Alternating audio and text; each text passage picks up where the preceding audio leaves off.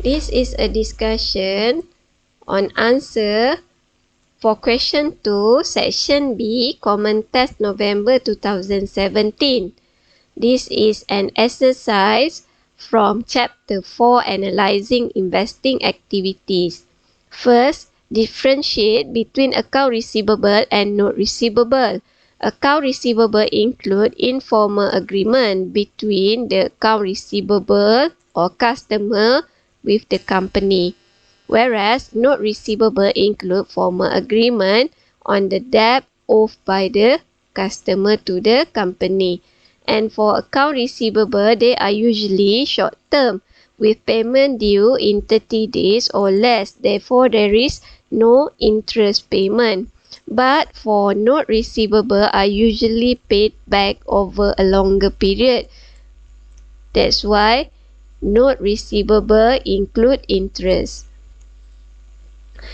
Two analysis tools for investigating collectability of receivable are by comparing competitor receivable as a percentage of sale and by computing and analyzing trend in the average collection period of receivable. In question B, Zulfa resources trade in computer accessory product. So the following table shows the transaction for the month of August 2017. The first column is the date of transaction. The second column is for the receipt of computer, and the last column for the issued of computer. In additional information 1, there is an opening inventory at 200 unit with a cost of 10 ringgit per unit. And additional information 2, the selling price for each unit is 15 ringgit. And you are required to calculate using first in first out and weighted average method the amount for cost of goods sold, closing inventory and gross profit. Based on the calculation, the answer for FAR340 method, cost of goods sold is 7,900. Closing inventory using FAR340 method is 3,400, and gross profit using FAR340 method is 2,600. The calculation is as follows. First, we need to know how much the cost of goods available for sale. The formula is beginning inventory plus cost of inventory acquired during the period. In additional information 1, there is an opening inventory at 200 unit with a cost of 10 ringgit. And then on 10 August, receive 400 unit at 12 ringgit. On 18 August, receive 300 unit at 11 ringgit. And on 30 August, receive 100 unit at 12 ringgit. And total unit of good available for sale is 1,000 at a cost of 11,300 ringgit. Next, for the computation on cost of goods sold, we can know the amount for COGS from the information provided in issued column. On 12 August, there are 200 unit issued at 10 ringgit per unit and another 300 unit issued at 12 ringgit per unit. On 23rd August, there are 100 unit issued at 12 ringgit per unit and another 100 units was issued at 11 ringgit per unit. Total units sold is 700 units and total cost of goods sold is 7,900 ringgit. And for the ending inventory is calculated by taking the amount of cost of goods available for sale minus with cost of goods sold.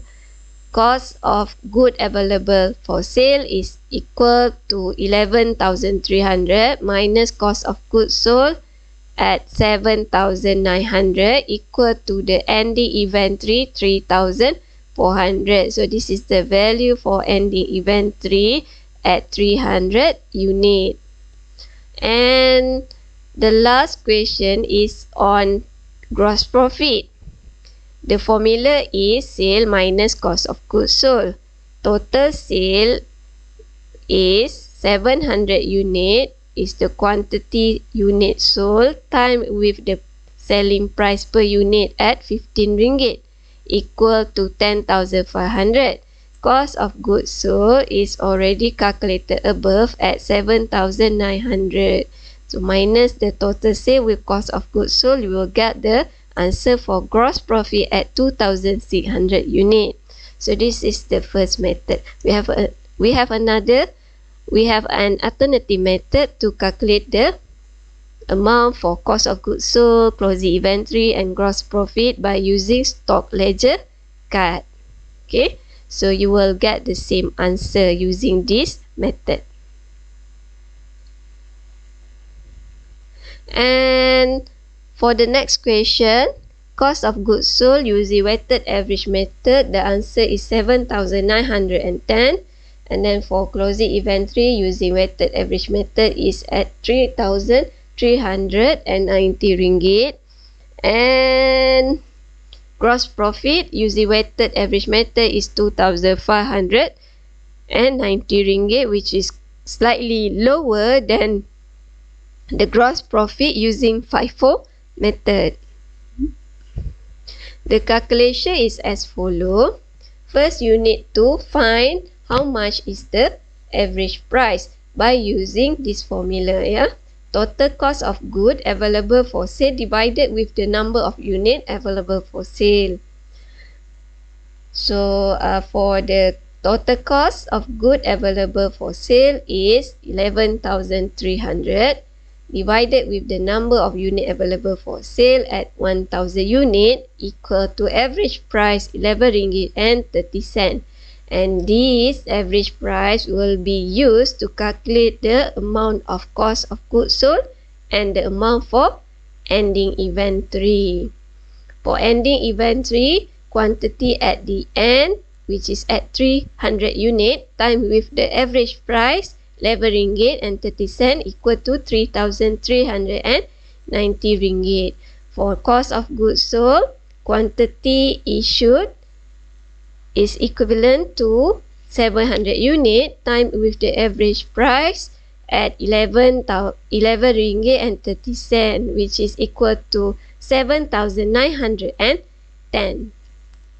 And for the last question, gross profit, sale minus cost of goods sold. Total sale is equal to 700 unit times with 15 ringgit per unit, which is the selling price at 10,500 ringgit. The cost of goods sold is equivalent to 7,910. Therefore, the gross profit is 2,590. And you can also use a stock ledger card to calculate the amount of cost of goods sold, closing inventory and gross profit using weighted average method, but the answer will be not the same as the previous method because of decimal point. Next question B, the costing effect on profitability for FIFO. FIFO will show higher gross profit as compared to weighted average due to the lower cost of goods sold. Okay, if you refer to the table, cost of goods sold for FIFO method is slightly lower than the cost of goods sold for weighted average method. Therefore, gross profit for FIFO method is slightly higher than the gross profit of weighted average method at 2,590 compared with 2,600. For the next question, you need to explain what is capitalization and what is allocation. Capitalization means to record the amount of an item in a balance sheet with a cost is included in the value of an asset and expand over its useful life. Let's say, for example, the small business entity purchased a new printer costing 900 ringgit. So, the management might capitalize the cost of the printer. That means the printer will be reported under PPE section in balance sheet at 900 ringgit and the cost will be depreciated over the printer useful life. An allocation is defined as systematically reduce the cost of asset from the balance sheet until the value becomes zero on negligible. Allocation of cost on fixed asset is called depreciation, whereas allocation of cost on intangible asset is called amortization, and allocation of cost on natural resources is called depletion. And this will answer the question C. Question C, B1, B2 and B3. For tangible asset, the allocation is known as depreciation. For intangible asset, the allocation is known as amortization. And for natural resources, the allocation is known as depletion. That's all for the answer on question 2.